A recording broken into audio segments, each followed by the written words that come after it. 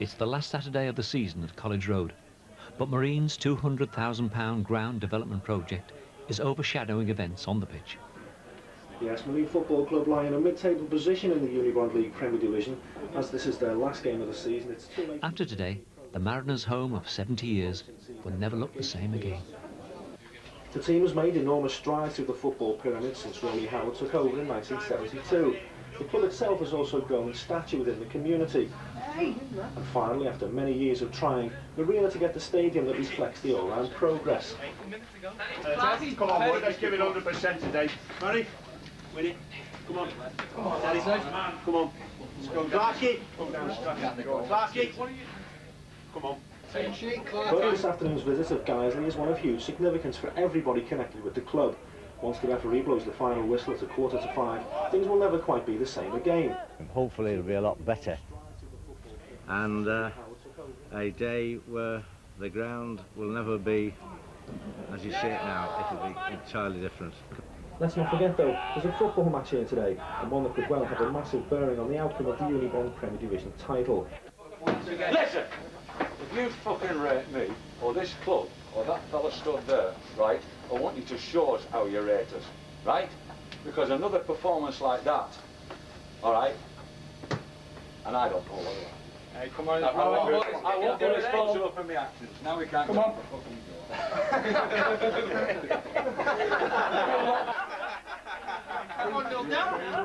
So, for a variety of reasons, this is a significant fixture.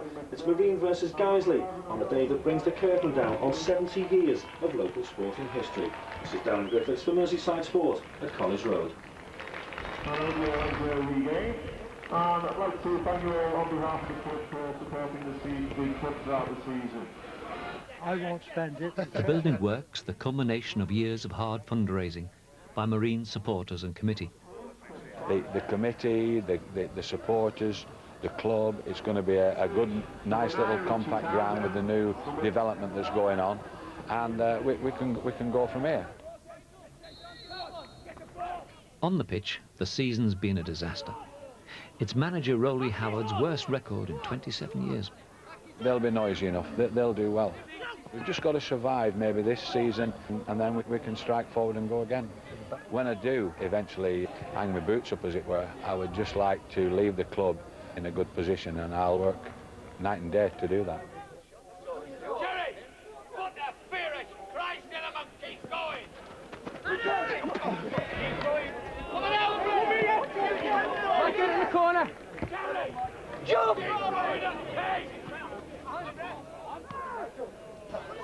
It's also the press box's last game. Despite years of DIY repairs, it's finally been condemned as unsafe by the local council.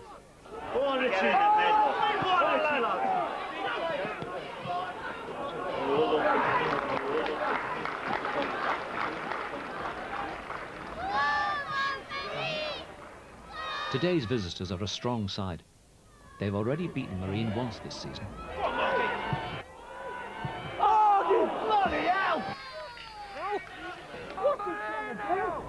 But today, there's real optimism at College Road. I don't expect to win the league next year.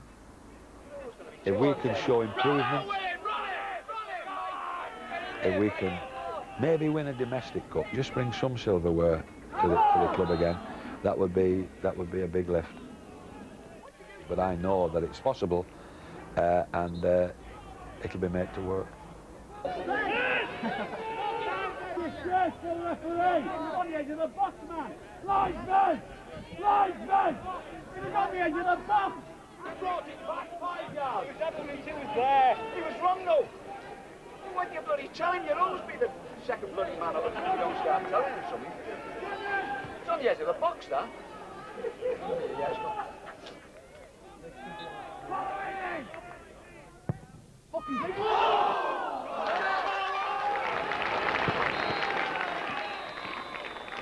Nil-nil at half-time.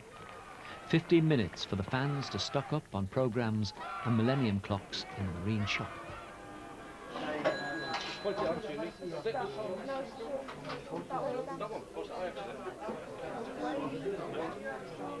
We like to think we're the best one-stop shop in this league. We've got badges, scarves, mugs, pens, pencils, key rings, and the Roly Howard signed chamois leather. But we all know he's also a window cleaner. We've actually had some people buying them as well. You've half got me enthusiasm back for your application alone. But we can do better. We can do better. But it's the Yorkshire side that breaks the deadlock.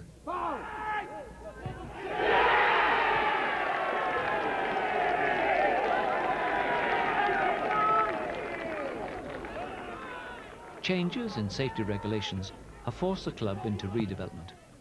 It's meant a lot of hard work for committee members like Bruce Joyner. The Football League have rather reacted to Hillsborough and bringing the complications down to clubs at this level. It's ridiculous in my opinion. We've had a hard time financially. Roly has been very, very patient with the lack of funds for players, but he's done very well. We've escaped relegation, and by what I've seen this season, we've got a lot of young players which have quite a future, and it augurs well for next year.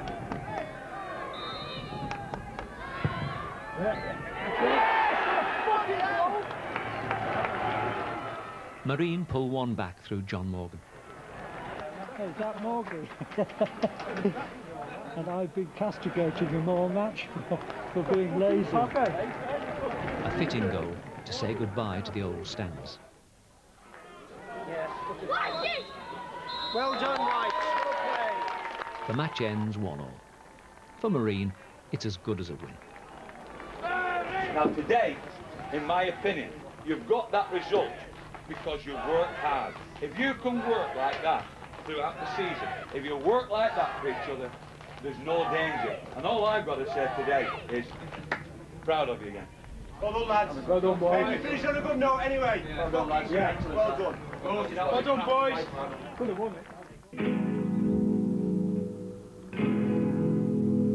It's not just the end of the season for superfan Barry Lenton. He's saying goodbye to a second home. I spent 1,000 games, working out last night, 1,000 games watching Marine from the shed. So it's a part of my own history, and I'm going to miss it, I think. I think I've got a couple of outstanding memories. Probably the two most outstanding ones for me are when we beat Halifax 4-1, because my dad had just started to come to Marine when my mother became ill, and she had Alzheimer's disease. She died a few months ago, and it was the first time I think I'd hugged my dad when we scored the third goal against Halifax. It's the first time I'd hugged my dad for about 30 years. So that was a great match as well. So that was an outstanding memory for me.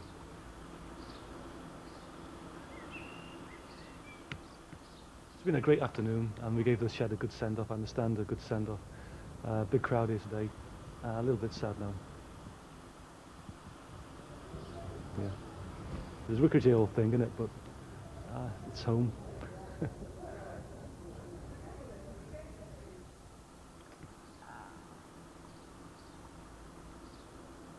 Marine's captain, John Gautry, has been out of the side with an ankle injury all season. He needs a private operation if he's going to play again. Right, I want you to try and score. But at 32, the club's not so sure he's a good investment. I can't get an answer either way from anybody at the moment as to sort of how much it's going to cost, where the funding is going to come from, and why they're sort of stalling. I know they're coming up with the excuses about the ground improvement, etc., and needing money in the bank to get the grants, etc. And that side of it I can understand. But at the same time, this season's finished, we're into a pre-season, and then next season starts in 3 months, July, the training. And if things aren't sort of hurrying up, I'm not even going to be fit for the start of next season. It's one of the hardest decisions the committee have to make.